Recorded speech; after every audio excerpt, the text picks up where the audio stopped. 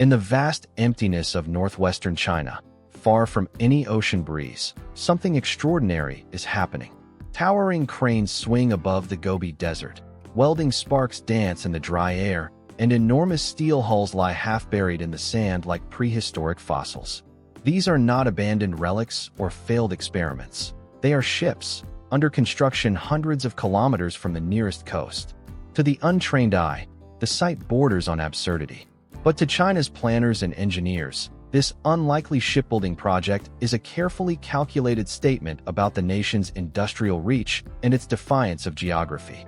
The project first caught global attention when satellite imagery revealed ship-sized structures emerging near desert industrial parks. Western analysts puzzled over the purpose. Why would a country build ocean vessels in a place where there is no ocean? The answer lies in China's dual ambitions: economic decentralization and strategic independence. By building heavy industries inland, Beijing reduces vulnerability to coastal disruptions and redistributes economic power to its interior provinces. The desert shipyards in regions like Xinjiang and Gansu are not simply factories. They are experiments in self-sufficiency, proving that advanced production can thrive even in hostile environments. Moreover, these inland shipyards act as modular manufacturing centers. Hull sections are fabricated, tested for structural integrity, then disassembled and shipped to coastal docks for final assembly. This system reflects China's obsession with redundancy and control. If ports or coastal factories were ever compromised by conflict, disaster, or blockade, inland industrial clusters could still sustain national production. The image of ships rising from the sand captures a new truth about modern China. The empire of industry no longer stops at the water's edge. It expands wherever ambition demands. To build ships without water may sound like a contradiction, but for China, it is an engineering challenge designed to stretch the limits of its industrial capabilities. The desert shipyards are part of a larger technological ecosystem that merges aerospace precision, digital modeling, and modular construction. These facilities are equipped with wind tunnels, vibration simulators, and massive dry platforms where prototypes can be assembled and tested for stress endurance. Artificial intelligence systems monitor each weld and rivet, creating digital twins of entire hulls that can be tested virtually before they ever touch the sea. This inland experimentation offers something coastal shipyards cannot: control over variables. The desert climate, with its dry air and minimal corrosion, allows long-term storage and meticulous inspection of metal components. Engineers can experiment without the constant pressure of tides, storms, or port schedules.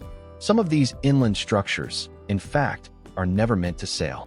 They are test beds for naval innovation, mock-ups for radar stealth design, hull dynamics, and propulsion systems. Others serve as prototypes for offshore energy platforms, subsea mining rigs, or autonomous vessels, all part of China's growing portfolio of maritime technology. The scale is staggering. In provinces like Shaanxi and Inner Mongolia, entire logistics corridors are being built to transport ship sections along rail lines to the coast, where they will be welded together like pieces of a colossal jigsaw. This distributed model of production turns China's geography into a network of efficiency rather than an obstacle. It also symbolizes the country's broader economic transition, from a manufacturing giant driven by cheap labor and coastal exports to a high-tech state that commands both the map and the means of production. Ships in the desert are proof that China's oceans now begin wherever its engineers decide they should. To understand why China builds ships where there is no sea, one must look to its grandest geopolitical vision, the Belt and Road Initiative, BRI. Often imagined as highways, railways, and seaports stretching across continents, the BRI is also about transforming inland China into a maritime power without borders. The desert shipyards, though seemingly landlocked, are deeply tied to this global infrastructure network. They produce modular vessels, floating platforms, and logistics components destined for BRI-linked ports from Pakistan to Greece. In effect, China's inland factories are building the hardware for an oceanic future that extends across land. These shipbuilding zones sit at critical junctions of rail corridors that form the Belt, half of the initiative, the Overland Silk Road Economic Belt. Rail networks link desert industrial clusters to coastal shipyards in Tianjin and Shanghai, and onward to Eurasian markets through Kazakhstan and Russia. By placing heavy manufacturing inland, China weaves its own version of a maritime Silk Road across the continent. Ships born in the desert can, through rail and river, reach the ocean just as effectively as those built at the coast. Strategically, this is also about redundancy. If China's maritime access were ever blocked by geopolitical tensions or military conflict, say, in the South China Sea or through the Strait of Malacca, its inland industries could continue to produce and transport critical assets. The desert shipyards thus become a symbol of national resilience. They guarantee that China's industrial arteries cannot be easily severed. What appears to be an engineering curiosity is, in fact, a logistical masterpiece, an inland extension of sea power. Through this transformation, Beijing is proving that maritime dominance is no longer confined to the shorelines of the map, but can be built from the heart of the continent outward. Beneath the industrial logic of China's inland shipbuilding lies a quieter, more strategic motive: defense innovation. While much of the world views these facilities as part of China's economic expansion, military analysts interpret them as a new layer of redundancy for the People's Liberation Army Navy plan.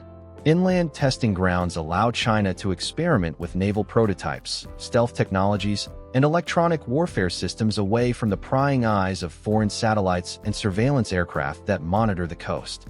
In the desert, secrecy is easier to maintain, and large-scale experiments can unfold under controlled conditions.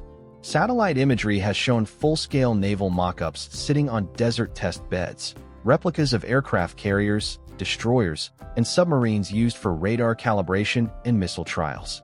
Such models enable China's engineers to study detection profiles, simulate attacks, and refine countermeasures without risking real ships. Some facilities double as electromagnetic testing centers, where hull materials and sensor arrays are exposed to high-intensity fields to measure resistance to electronic interference. These inland environments provide data essential to the plan's modernization, feeding innovations later applied to vessels in active service. At a broader level, the desert shipyards symbolize a fusion of civil and military industries, known in China as military-civil fusion. This policy encourages commercial factories and research labs to collaborate on technologies that can serve both economic and defense goals. Building ships inland, therefore, serves multiple purposes: industrial, scientific, and strategic. It decentralizes production, protects intellectual property, and strengthens resilience in wartime. What might appear as economic overreach is, in truth, a defensive geometry of power. China's ships in the desert are not stranded.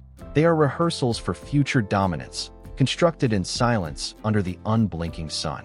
China's desert shipyards are also instruments of economic geography, a way to rewrite the spatial logic of industry itself. For decades, China's economic miracle has been powered by its coast. Ports like Shanghai, Ningbo, and Guangzhou became the nation's engines of export, while the vast interior remained economically peripheral. The decision to build advanced manufacturing in the desert represents a deliberate reversal of that pattern. It is Beijing's attempt to pull prosperity inland, to transform barren provinces into industrial ecosystems that mirror the dynamism of the coast. At the heart of this transformation are massive infrastructure projects: high-speed railways, expressways, and energy corridors linking inland cities to ports and global markets. In places like Urumqi and Lanzhou, entire industrial parks have been constructed around new logistics hubs. These shipyards, though unusual, fit neatly into a broader strategy of balanced development. They attract investment, generate employment, and introduce advanced technologies into regions once dismissed as economic backwaters. The message is clear: China's growth will no longer depend solely on the Pacific Rim. It will radiate from every corner of the nation.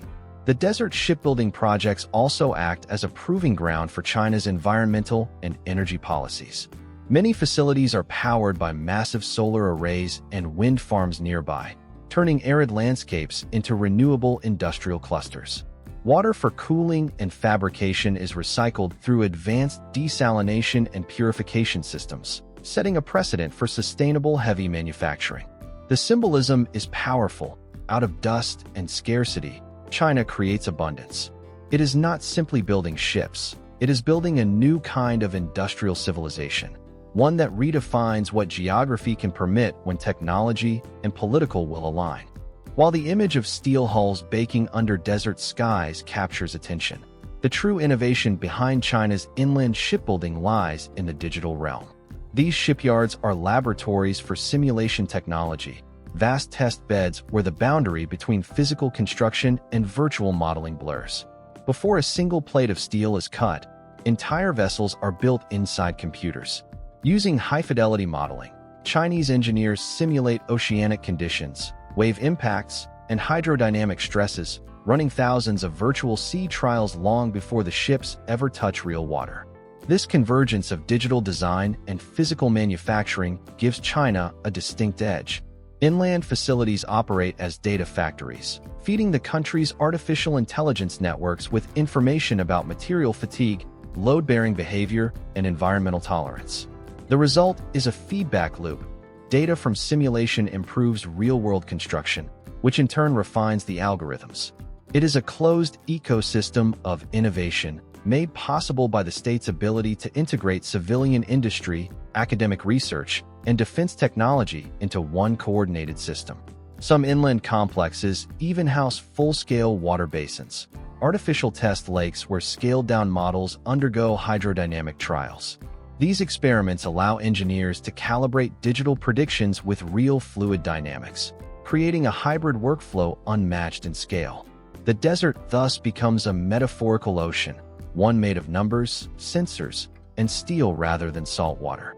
For Beijing, this digitalization isn't merely about efficiency, it is about sovereignty. By mastering the algorithms that govern design and logistics, China ensures that its industrial might remains immune to external dependencies. The ships may emerge from sand, but their blueprints sail through data streams, charting a course toward total technological control. For China, the act of building ships in the desert is not only industrial, it is theatrical. It sends a symbolic message to the world about transformation, discipline, and national unity. Where most nations see natural constraints, China presents triumph over them. A ship rising from sand becomes an emblem of the country's philosophy that technology, guided by state will, can transcend geography. Every photograph of cranes and hulls amid dunes reinforces a powerful narrative that China can build anything, anywhere, regardless of terrain or limitation. This narrative feeds into Beijing's soft power strategy. Domestically, it fuels patriotic pride and confidence in the nation's modernization drive. Abroad, it captures global curiosity and, at times, unease. Western analysts debate whether these projects represent genius or hubris, but that ambiguity serves China's purpose. By building the unimaginable, it cultivates an aura of inevitability. China as the world's unstoppable industrial civilization. The desert shipyards thus operate both as factories and as symbols of an ideological export. The belief that the Chinese model of state-led development is the new frontier of modernity. Moreover, these projects help rewrite the aesthetic of Chinese power. Where the West once displayed dominance through naval armadas or space missions, China demonstrates its might through grand feats of engineering. The dry dock becomes a stage, the desert a canvas. The story of ships without seas is retold across state media, documentaries, and social platforms, framing China as a nation that builds oceans wherever it wishes. In a world obsessed with limits of climate, resources, and space, China's desert shipyards whisper a different message, that the age of constraints is over and the age of controlled creation has begun. In the end, the mystery of China's ships in the desert is less about paradox and more about prophecy. These colossal structures are not mistakes of planning, but symbols of a world that is changing its relationship with geography, energy, and industry. The desert, long seen as a place of absence, has become a canvas for China's vision of abundance. It represents a new industrial philosophy, one that refuses to be confined by coastlines or constrained by natural limits. What matters is not where the ship is built, but that it can be built at all. China's inland shipyards foreshadow a global economy that is increasingly post-geographic. As automation, renewable energy, and digital logistics advance, production can occur anywhere there is connectivity and infrastructure. Beijing's planners understand this shift better than most. By mastering inland industrialization, China ensures that it can sustain its economic momentum even if maritime routes are disrupted or global trade patterns fracture. It is a strategy not of isolation, but of insulation, a way to keep the engines of growth running no matter how turbulent the seas of geopolitics become. The world will continue to debate whether such ambition is visionary or excessive. Yet, regardless of interpretation, the image endures. Under the relentless desert sun, cranes move with mechanical grace, welding torches flare against the dunes, and ships take shape far from the ocean's reach. They may never sail, but their creation carries meaning that transcends function. Each hull, each beam, each spark of molten steel proclaims a single message: that China's future is not waiting for the tides to turn. It is building its own ocean, one grain of sand at a time.